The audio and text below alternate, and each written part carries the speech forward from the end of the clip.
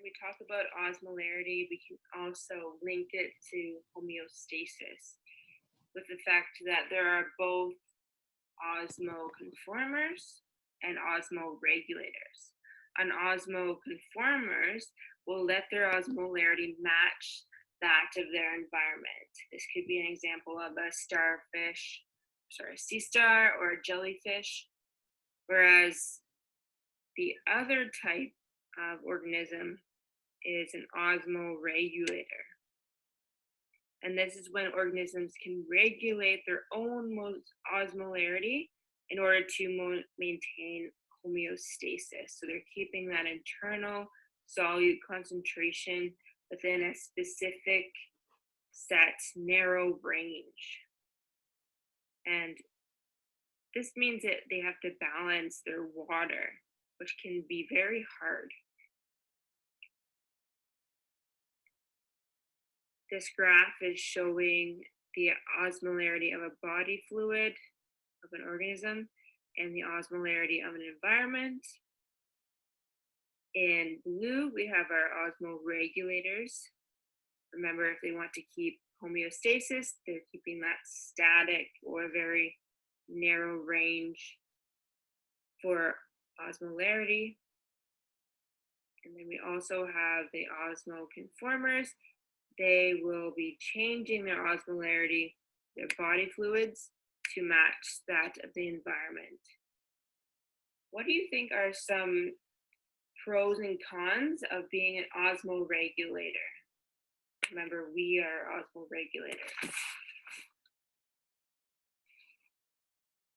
Well, a pro or a plus might be that we're able to maintain constant osmolarity.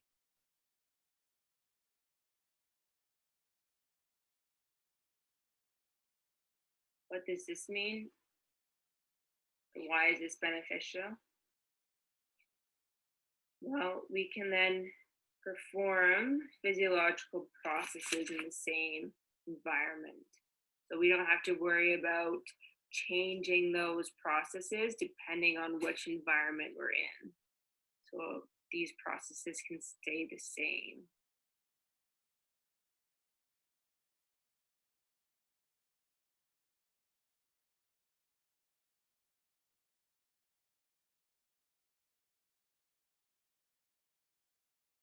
Because the environment is maintained. A con is that we have to expend energy to keep or regulate our osmolarity, so it takes energy.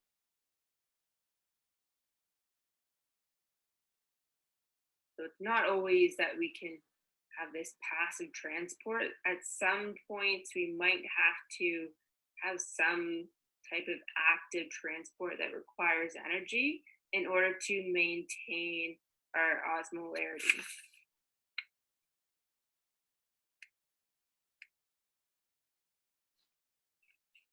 These two fish are both osmoregulators, so they will work to maintain osmolarity, but they're in different types of environments. So they have different adaptations in order to survive in their type of environment. There are some fish that can go into both, and they have other special modifications, but for the most part, they are specialized for a single environment. Here we have a freshwater fish. Now, in freshwater, quite a lot of water on the outside of the fish.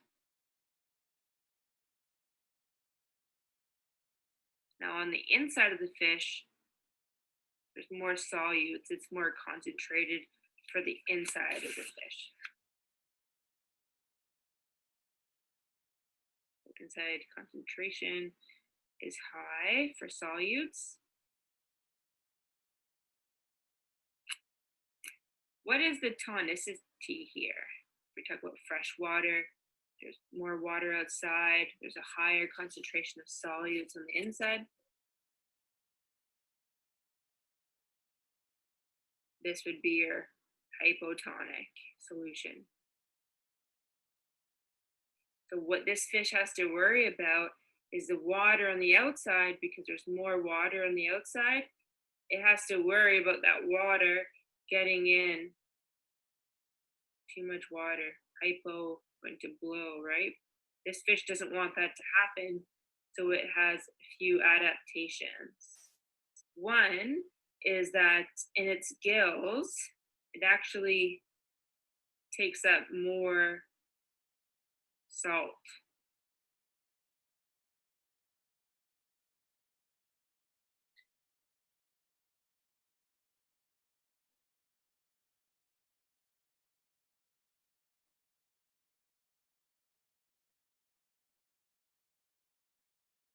It also doesn't drink any water.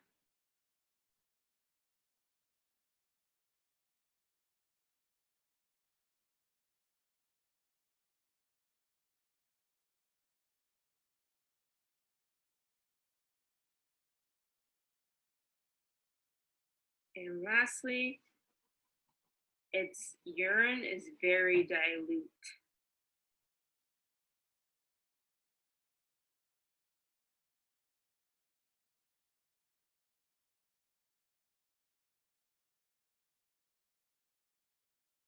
So it's doing all these things in order to counteract the fact that water is moving into its cells. So it's trying to make up for the fact that lots of water is coming inside the cells. So it wants to keep that concentration high in the body. Now for salt water, it's the opposite. The water this time is at a high concentration.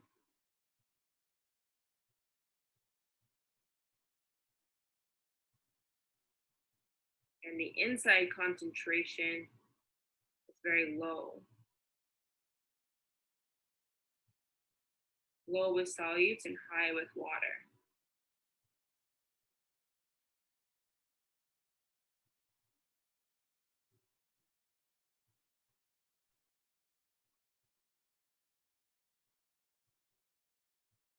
So how does it combat this? Or let's start with the tonicity. So here we had hypo because the water on the outside, there was more water on the outside than there was on the inside. Or you could look at it as there's a higher solute on the inside, so water wants to even that out, wants to go in. In this case, though, the water on the outside is more full of solutes. So there's a higher concentration of solutes on the outside, high water, low solutes concentration on the inside of the fish. So we have the opposite. Water wants to leave the fish to equal out that solute high water on the outside. So here, instead of hypo, this time it's hypertonic. This fish has also specific adaptations. Their gills secrete salts.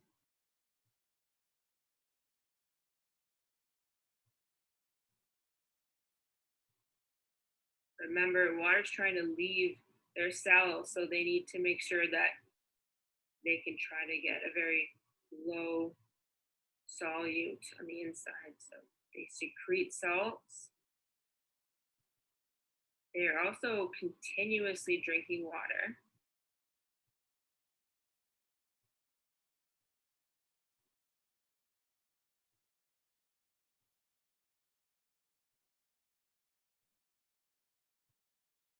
Bring water in. And lastly, their urine is very concentrated.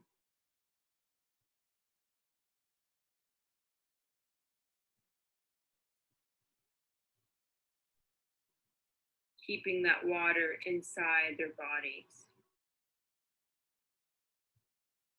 Humans are also osmoregulators, and our way of osmoregulating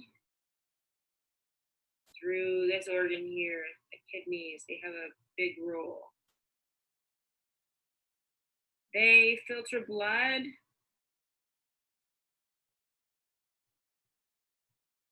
They remove any kind of waste products from the blood.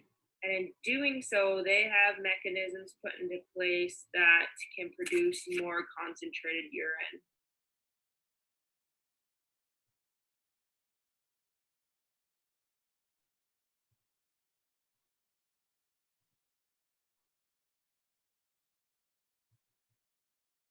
By producing more concentrated urine, they're allowing for the body to keep its water, so not allowing dehydration. Also works the opposite way. They can dilute the urine if there is lots of water available to, and the body needs to osmoregulate the opposite way. Okay, and here we just have a summary page for the 3 types of passive transport. Remember, we have simple diffusion. So this is when just very small, nonpolar molecules can easily slip right through from a high concentration to a low concentration. We have facilitated, so they need help through a channel membrane or protein channel. It's still selective though. High concentration to low concentration. And lastly, osmosis, the special case specifically has to do with waters, using mostly aquaporins. Again, sometimes they can squeak through the cracks, but not very often. And it's passing from a high concentration to a low concentration.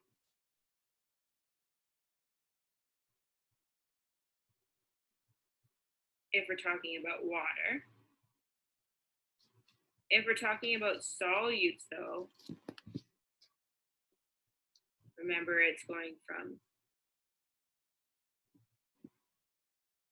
low solutes to high solute.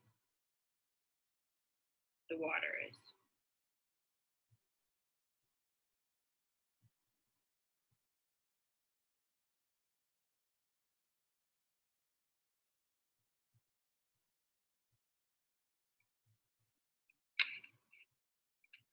We have now made it to active transport. So this is pushing the ball up the hill.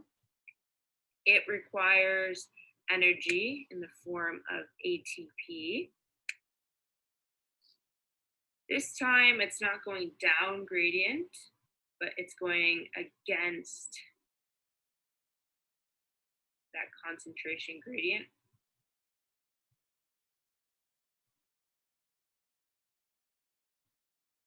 So if it's going against this gradient, that means it's going from low concentration to a high concentration. Transporting molecules from low to high against the concentration gradient. That's why we need ATP. It's often called carrier mediated transport because we need the help of integral proteins. These are proteins that are embedded in the membrane and can function as a gated channel, either open or close in response to a stimulus.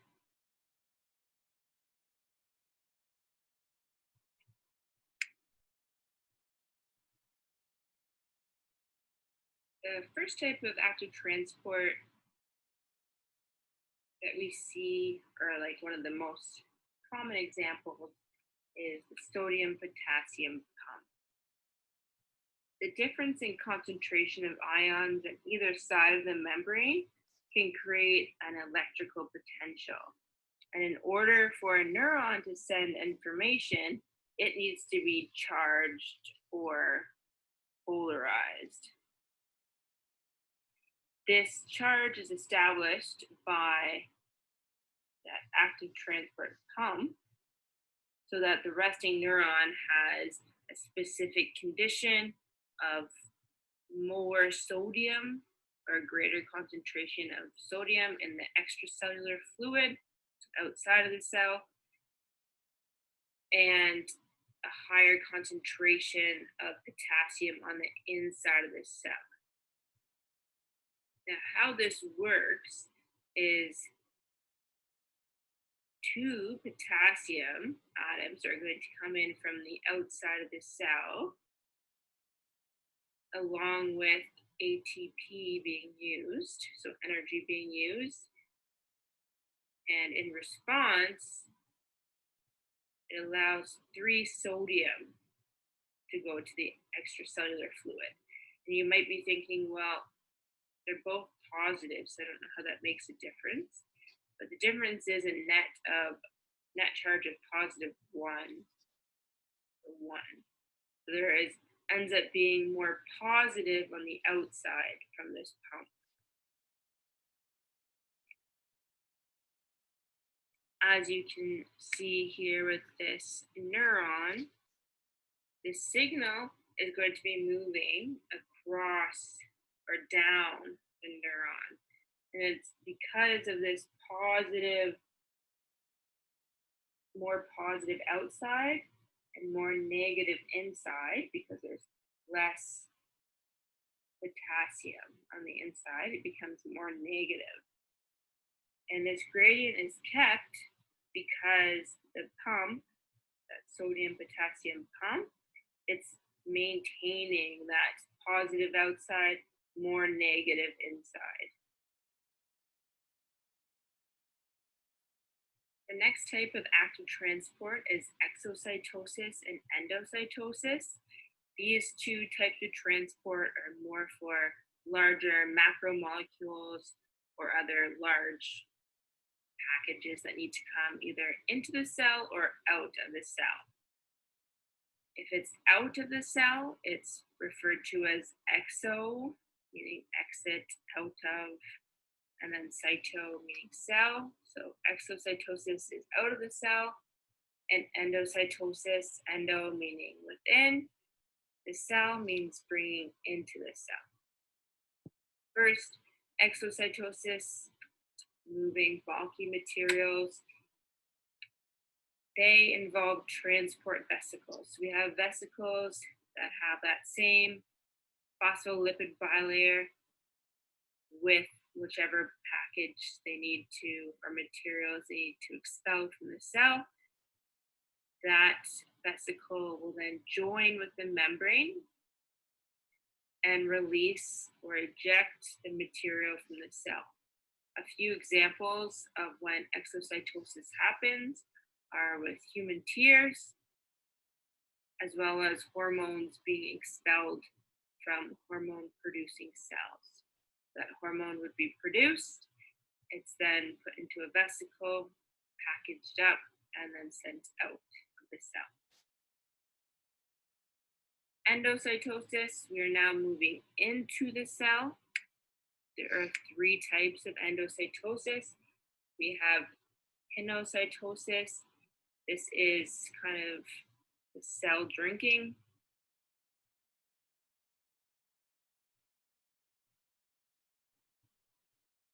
It's when water and other small molecules within a vesicle enter the cytoplasm. So they enter through, because remember, water in large quantities, there's water being put into the cell. Water, the hydrophobic lipids don't like water, so it needs to come in through a vessel. These are small sac-like or membrane-enclosed compartments within the cytoplasm. So here we see it kind of budding off, and then it's its own vesicle now until it can diffuse within the cell. You can see the little water now diffusing into the cell. We have phagocytosis. This is when larger particles are brought into the cell. unicellular organisms such as amoebas. You can look up a video of that. It's pretty neat. And an amoeba eating something, it engulfs it through phagocytosis. Another example are some of our immune cells, like white blood cells called neutrophils. They can phagocytose pathogens to get rid of them. This is kind of like a cell eating. And then we have, lastly, receptor-mediated endocytosis. Specific nutrients will bind to the cell's membrane on those cellular receptor proteins. Once they've bound to the cellular membrane, the same thing, a vesicle will bud off, and now that is in the cell where it can then later be put into the cell for whatever it needs.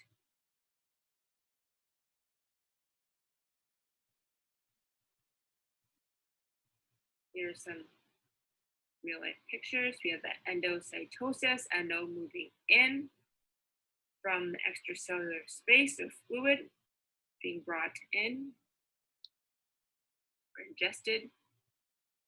The endocytosis, endocytosis, this is the water drinking, so you still see that vesicle coming in. They're all budding in. Lastly is the receptor-mediated endocytosis, where we see it has to be a locking key before it can move into the cell.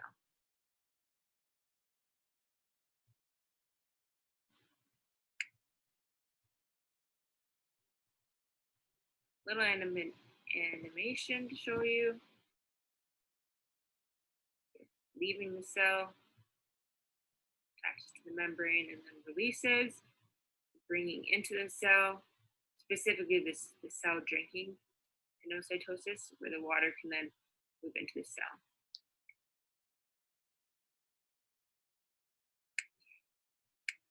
They still require ATP as fuel. That's why they're active.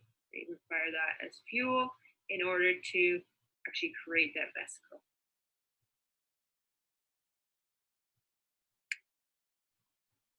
The last type of active transport that we're covering is co-transport.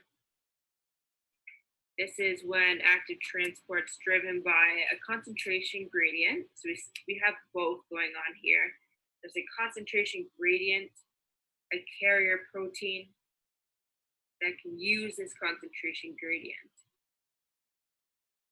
So here we see a proton pump. So this is where the ATP is used. This is the active transport part. A proton is pumped out to the extracellular space. That proton has to be coupled with or co-transported with the molecule of choice bringing in. Notice that the proton is at high concentration to low concentration. This is kind of passive in a way, going down a gradient, but the sucrose coming in going from low to high. That's why the energy is required for it. These two have to come in together.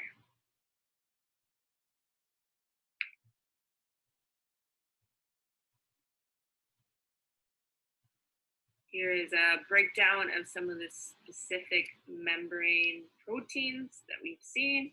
There was the receptor protein that will bind to messengers in order to communicate inside of the cell what's going on the outside. There is the enzymes. These are proteins that will break down something. There's the protein channels. These are allowing substances in through passive transport. There's the gated channels. These are like the pumps. There's the cell identity marker. Lets the cell, other cells know which cell it is. And lastly, the adhesion molecules. This is what we see in keeping the cell attached or stitched together within tissues.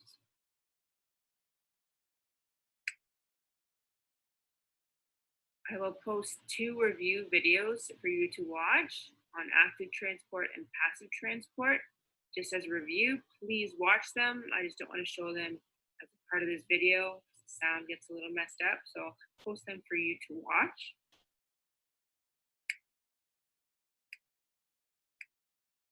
And just in summary, this is a very nice flow chart to figure out which type of transport is used.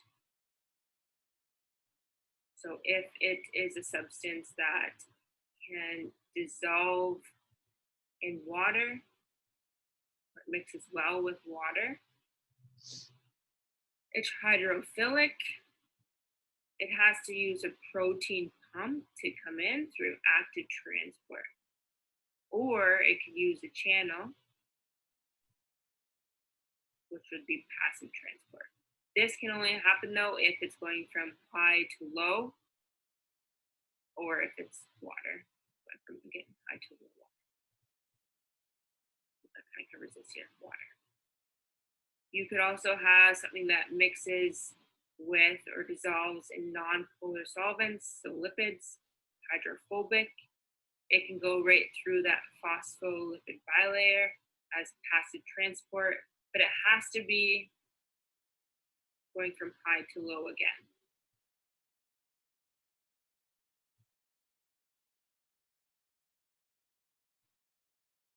For Friday, make sure you watch those 2 review videos and complete this slide as a review. You might want to give yourself a break and fill this out the next day after watching the video, or you can fill it out right away.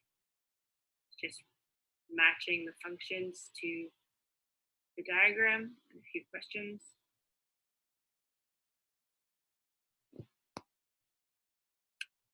And to summarize the learning objectives, you should now be able to tell the functions of the plasma membrane and which structures are responsible for those functions, be able to describe the process of cellular diffusion and osmosis, as well as differentiate between active and passive transport mechanisms, giving examples of both.